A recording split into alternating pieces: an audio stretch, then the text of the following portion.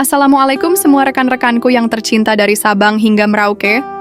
Kali ini ada sebuah video lama yang menarik perhatian Mimin di mana Bung Rocky Gerung diberikan. Sebuah pertanyaan tajam dari warga Ciledug, bahkan penanya sempat bilang bahwa Bung Rocky jangan masuk Islam, supaya bisa menjadi seorang netralitas. Jika rekan-rekan ingin tahu lebih lanjut, mohon tonton sampai selesai dan jangan lupakan kopi atau cemilan untuk penghantar nalar sehat ini. Bismillahirrahmanirrahim. Assalamualaikum. Waalaikumsalam. Terima kasih. Arif dari Ciledug. Wah, Arif dulu. Ya. Oke, itu the point aja karena mungkin nanti teman-teman akan banyak yang tanya ya. Selamat datang Bang Rocky. Saya langsung to the point begini Bang. Tadi ada kalimat yang saya kutip. Saya orang bodoh, orang dungu. Ya nanti ajarin ya Bang. Ada kata-kata netral, sebuah neutralitypist. Saya gelarin buat Abang, sebuah netralitas, sebuah neutralitism, dekonstruktor yang hebat. Jadi begini, ada dua percakapan teman saya. Satu menyatakan gini, kalau Bang Rocky Gerung masuk Islam itu kayak gimana ya? Ini pertanyaan yang hebat, mudah-mudahan Abang ntar nggak bisa tidur. Yang satu lagi bilang, jangan. Kalau dia masuk Islam, satu, kalau dia ngomong, orang lain nggak mau dengar. Orang Nasrani nggak mau dengar. Islam, kiai, ulama, males gue, partai yang dibawa, Islamisasi yang dibawa. Nah itu, satu lagi. Terus dia bilang, terus gimana Bang? Abang tadi udah mengutip sebuah kalimat netral. Jadi harapan si teman saya satu lagi, ini dewa, sebuah dewa, seorang filosof yang zaman sekarang itu berada. Biarkan dia tetap hidup. Kita harus jaga orang seperti ini. Contohnya dia aman. Dia berada di mana aja aman. Di Islam kita bersahabat dengan mereka, dengan Abang. Dia bersahabat dengan kita. Kalimat-kalimat kita diucapkan sama dia. Jarang, manusia langka ini. Jadi dia harus ada terus Abang untuk menyelamatkan kata-kata kutip selanjutnya, kecemasan. Jadi biar perjuangan kita berhasil, itu Abang harus lebih meroket lagi, tapi harus lebih gila lagi Bang. Ya, harus lebih gila lagi. Sayangnya Abang ini nggak punya kekuatan. Hanya otak yang dia punya, tapi dia tidak punya power. Ya, itu yang tepat lagi Pak. Kalau dia punya, habis, siapapun nggak bisa ngelawan dia. Intinya begini Bang, nanti Abang tanggapi aja. Saya bingung menanya apa soalnya. Ya, oke. Begini aja Bang bahasanya. Kondisi seperti ini, mungkin harapan kita, termasuk saya, kadang saya berpikir kalau dia masuk Islam, udah dahsyat ini, kekuatan kita makin top segala macam. Tapi teman saya yang satu bilang, jangan. Dia itu dewa buat segalanya. Orang agama lain ke dia, it's okay, top. Jadi sebuah netralitas, sebuah interval yang tidak ambivalence. Jadi dia jelas, vertikal horizontal dia oke. Tidak absolut dia absolut yang de facto, dia real, dia bisa berdiri. Jadi saya berharap, maaf ya, saya juga orang Islam, teruslah netral Bang, sampai Allah menentukan Abang berada di mana. Itu yang membuat Abang saya yakin harus jernih. Saya mau Abang nangkapinya dengan lebih tajam ya Bang. Nggak apa-apa maki-maki saya boleh, lebih dahsyat, lebih gila lagi, biar Abang nggak bisa tidur nanti malam. Sekian, terima kasih buat Oke. Assalamualaikum warahmatullahi wabarakatuh. Waalaikumsalam warahmatullahi wabarakatuh. Saya setuju kata Arif. Rocky Gerung memang manusia langka. Ini orang kayak dia nggak lahir setiap tahun, 10 tahun sekali pun nggak akan. Minimal 30 tahun sekali ada. Siapa? Anda? Oke. Oke. Tiga dulu ya. Tiga nanti dijawab, baru kita teruskan lagi. Siapa namanya? Assalamualaikum warahmatullahi wabarakatuh. Waalaikumsalam. Saya Imron dari Bintaro 9. Ada 3 pertanyaan, langsung aja. Oke, Bang Rocky, kenapa Bang Rocky tidak menjadi ketua BPIP? Apakah Megawati orang yang paling Pancasilais dan paling cocok menjadi ketua BPIP? Komennya seperti apa? Yang kedua, perasaan saya Indonesia tidak lagi demokrasi maksudnya. Dan demokrasi bukan ada lagi di tangan rakyat, tapi demokrasi adanya di tangan para penguasa. Bagaimana komentar Anda? Yang ketiga, kalau saja Indonesia sakit pada hari ini, yang cocok penyakit apa? Iya, kalau memang Indonesia sakit pada hari ini, sakit apa yang paling cocok yang Anda sebutkan dan Obatnya apa? Obatnya apa? Rumah sakit itu cocok apa? Terima kasih. Saya Imron dari Bintaro. Juru bicara EPI Mawir Tangerang Selatan. Allahu Akbar. Oke, satu lagi. Ini Mas yang putih. Ya, terima kasih. Assalamualaikum warahmatullahi wabarakatuh. Waalaikumsalam warahmatullahi wabarakatuh. Saya dari Cipondo. Nama saya Heri. Saya yang adem-adem aja lah. Pertama, saya ucapkan terima kasih pada Presiden Kekal Sehat. Karena sudah memberikan pencerahan politik yang sangat renyah, sederhana, dan bisa dikonsumsi oleh semua orang. Kalau saya dengan ceramah UAS itu sama menariknya dengan ceritanya Bang Rocky kalau cerita dan politik. Ya. Yang kedua, yang saya ingin tanyakan adalah apa sih Bang yang pernah terjadi di negara kita ini, terutama di kekuasaan kita, karena provokator seolah dipelihara. Satu kolom itu mau ngomong apa aja boleh gitu, mau caci, mau maki itu aman tuh kan. Kalau berseberangan sedikit saja langsung diproses gitu kan. Terus kedua, keresahan yang sudah usai di era kemarin kita demokrasi pemilihan gitu, kenapa nggak selesai keresahan muncul itu sampai dengan saat ini? Harusnya kan selesai itu. Orang hajatan, rapi-rapi, bersih-bersih, habis itu normal lagi. Ini nggak normal gitu. Ini kan suatu yang sangat berbahaya gitu kan. Ya apalagi umat Islam khususnya, karena saya juga bagian dari pejuang Al-Madinah ini sini, merasakan betul ya, kita seolah-olah mayoritas tapi seolah dikucilkan gitu. Dimunculkan isu-isu radikal, perang cingkrang, cadar, kan hal yang tidak perlu itu sebenarnya.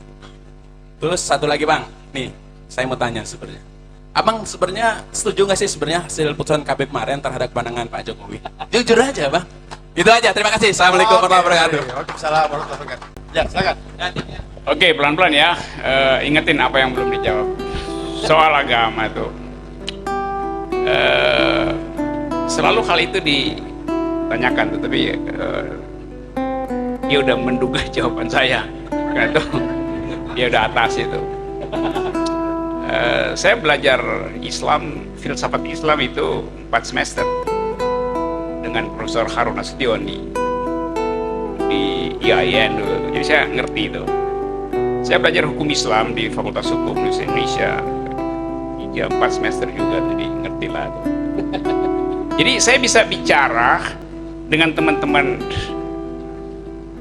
Muslim di wilayah muamalah yang horizontal itu, bukan di wilayah vertikal yang isinya adalah akidah itu. Di wilayah muamalah kita bisa bertengkar, tapi tidak di dalam wilayah keyakinan itu. Justru saya menghindari pembicaraan keyakinan dalam agama apapun, karena itu bagian yang paling misterium dari keyakinan seseorang ya. Soal iman, hidayah, segala macam itu, panggilan, disebut panggilan artinya dia jawab sendiri, tidak mendengar panggilan orang. Itu kan panggilan dari langit, ya hanya didengar oleh hati nurani dan dijawab oleh hati nurani, nggak dijawab di depan speaker. itu intinya itu. Jadi saya kira yang kita bicarakan langit tahu itu tuh. Inna rabbaka labil mirsad. Apa namanya? Dalam bahasa Inggris, God is watching us. Jadi itu soal-soalnya kan. Dan negeri ini justru dibikin cemas karena seolah-olah problem dasar kita adalah perselisihan doktrin agama itu. Padahal di bawah itu, di dasarnya ada soal keadilan sosial. Nah kebetulan Muslim adalah mayoritas, dan ketidakadilan dialami oleh warga Muslim. Itu fakta sosiologis ya, bukan fakta teologis. Jadi tugas negara bukan sekedar memamerkan hasil-hasil, tapi memperlihatkan bahwa ada sesuatu yang nggak mungkin kita tinggalkan, yaitu jejak politik Muslim, jejak politik Islam di dalam sejarah konstitusi kita. Dasar negara kita pertama adalah Piagam Jakarta, yaitu kewajiban menjalankan syariat Islam bagi pemeluk-pemeluknya. Itu sila pertama awalnya begitu, lalu dihilangkan demi pluralisme. Oke. Tapi nggak mungkin itu kita tutupi, kita hilangkan. Jadi orang menganggap kan itu udah kita hapus. Memang, tapi dihapus secara teknis artinya memberi bekas lebih kuat. Kalau ini saya hapus ini, tag, mun saya hapus ini, memban, mun, jadi tinggal memban itu. Waktu saya hapus, orang bilang iya memang memban, tapi tanda goresan saya itu makin kuat. Jadi semakin dihapus, Anda ngomong tadi soal dekonstruksi, dekonstruksi bekerja begitu. Semakin dihapus dia semakin membekas gitu. Kalau misalnya ini udah hilang, kan udah hilang dibakar, iya, tapi di kuku saya tahu tuh bekasnya masih lengket di kuku saya karena saya hapus pakai kuku gitu. Assalamualaikum Pak Haji, selamat datang. Saya tuan rumah hari ini.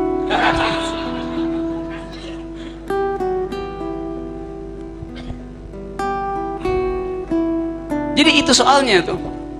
Jadi kita mesti membiasakan hidup. Jadi seolah-olah Islam itu adalah patologis di dalam kehidupan. Enggak. Sejarah itu nggak bisa dihapus dan kita akan hidup bersama-sama dengan kondisi itu. Karena itu bagian dari sejarah kita. Itu yang saya bela tuh. Orang bilang saya bela 212. Enggak, saya nggak bela 212. Saya bela hak saya untuk mengetahui apa itu 212. Dan negara menutupi apa yang terjadi di Monas. Nggak ada beritanya kan? Karena itu saya tuntut itu 212. Itu soalnya. Karena warga negara ingin tahu sesama warga negara aktivitasnya apa itu. Jadi itu soalnya. Nanti saya dibilang radikal, teroris segala macam tuh karena bergaul dengan 212 ya. Itu faktanya ada di situ.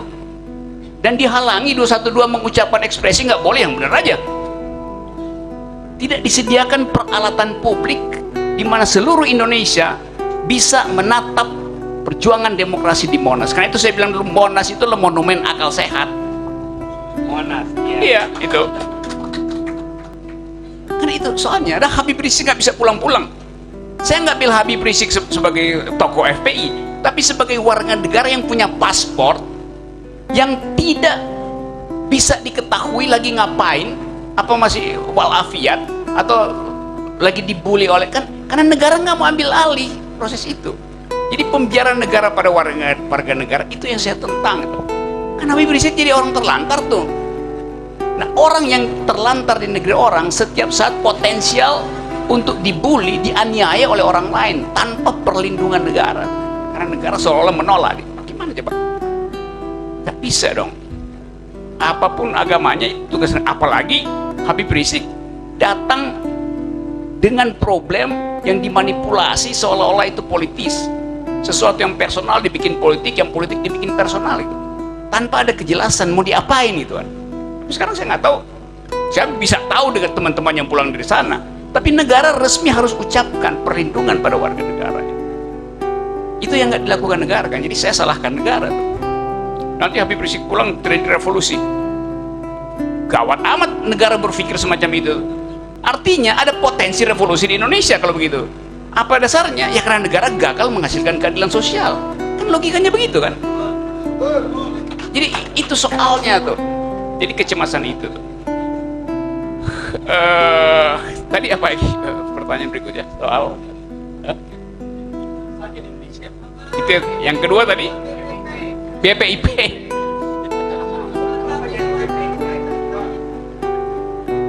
Ya itu terhubung dengan sejarah tuh. Sehingga orang merasa kalau ngomong Pancasila itu ya harus PDIP, harus Megawati. Soekarno itu nama bangsa. Sekarang dia sekedar jadi nama sebuah keluarga. Kan itu berbahaya kan? Dimonopoli. Orang ingat Bung Karno itu karena dia pemimpin bangsa, bukan kepala dari sebuah keluarga. Sehingga kalau soal Pancasila itu yang paling mengerti adalah Ibu Megawati. Dari mana logikanya? Saya riset, saya menulis tentang Pancasila. Habib Rizik riset tentang Pancasila, menulis tentang Pancasila. Jadi itu bahayanya tuh. Waktu itu dulu saya usulkan, kenapa nggak Habib Rizik jadi kepala BPIP? Dia mengerti Pancasila, dia menulis riset tentang itu. Tapi kekuasaan ingin menyogok, itu kan soalnya kan. Mungkin Ibu Mega juga nggak merasa ya kenapa harus saya. Tetapi kita nggak bisa hindari itu, karena identitas Ibu Mega juga hanya itu, nggak ada lain. Kan itu kan?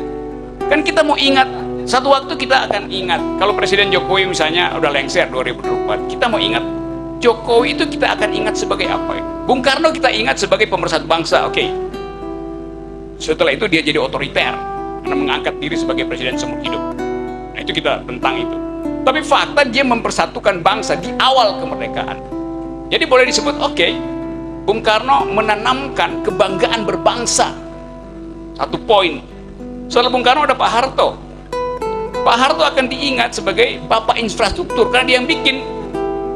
Infrastruktur yang bikin itu Soeharto.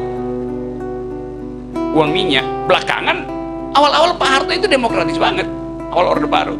Belakangan kemudian berubah menjadi doktriner, menjadi otoriter. Tapi orang tetap akan ingat Bung Karno sebagai memberi kita kebanggaan berbangsa.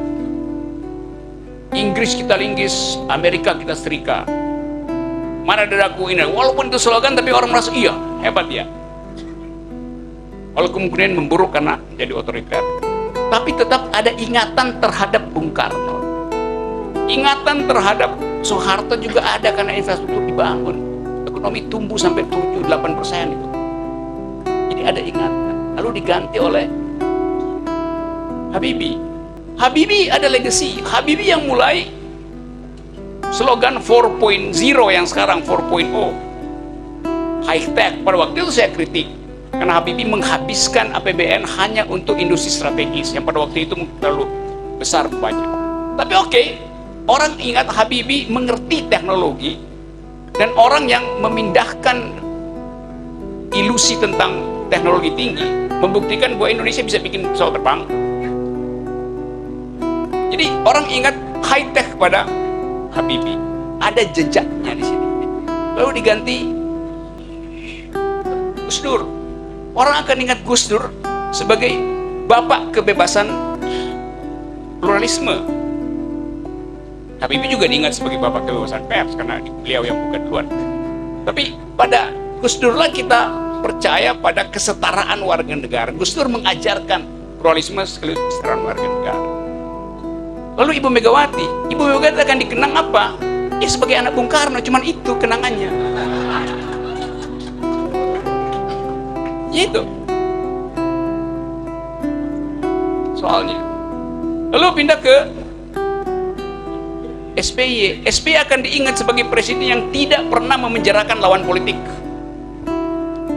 Jadi teguh pada prinsip hak asasi manusia. Persaingan politik itu bukan kejahatan. SBY di pikirannya begitu, nggak ada satupun lawan politik yang dipenjarakan SBY. Lalu ganti Jokowi. Sekarang kita mau ingat Jokowi apa? Misalnya 2 minggu setelah beliau lengser 2024 jalan-jalan di Mall Ciledug atau di Plaza Senayan, orang akan ingat sebagai apa? Infrastruktur? Gak bisa infrastruktur jadiin legacy.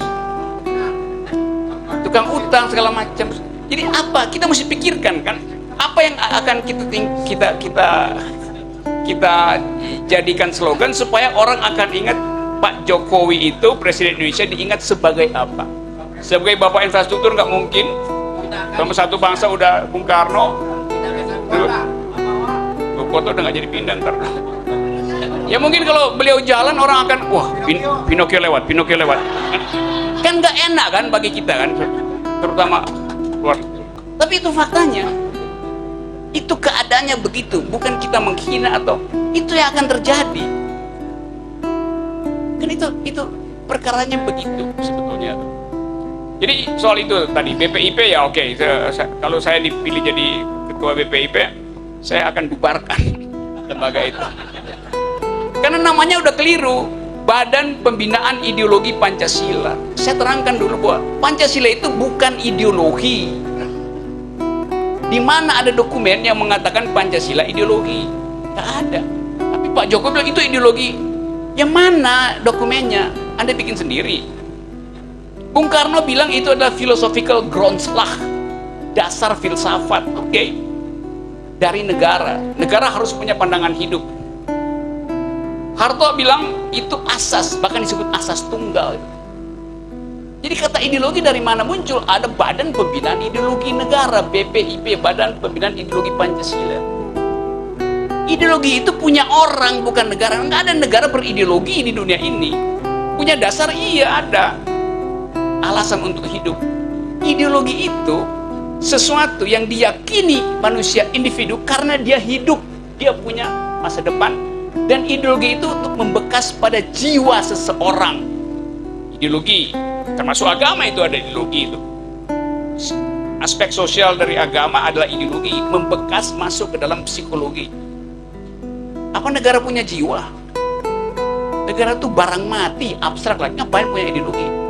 Dasar iya, kesepakatan bersama ya, tapi bukan ideologi. Di situ salah kaprahnya istilah ideologi.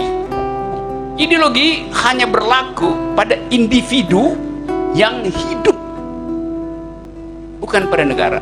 Jadi salah mengatakan Pancasila adalah ideologi negara. Itu yang saya katakan, Presiden tidak paham Pancasila. Karena dia tidak bisa membedakan ideologi, Grondslag, atau asas. Itu dia nggak bisa bedain. Apa salahnya saya katakan itu? Bukan saya menghina, memang itu yang saya mau terangkan, tidak paham. Sebaiknya, masa saya bilang paham untuk sesuatu yang saya pelajari berpuluhan tahun dan saya bilang, iya dia paham. Salah. Membedakan antara dasar negara, ideologi personal, dan asas berbangsa itu. Jadi mesti ikut kuliah 3-4 semester bro. Jadi BP itu harusnya dibubarin, buang-buang uang segala macam. Apalagi ada istilah pembinaan. Buset dah. Jadi emang kita orang binaan apa? Mantan napi apa mantan teroris, binaan dia sebut begituan. Jadi itu soalnya tuh saudara. Apalagi ya, udah saya jawab semua ya, tiga-tiganya. Penyakit negara ini. Negara ini penyakitnya ya penyakit otak. Dan otak itu ada di kepala, karena itu ya obatnya ya ganti kepala negara.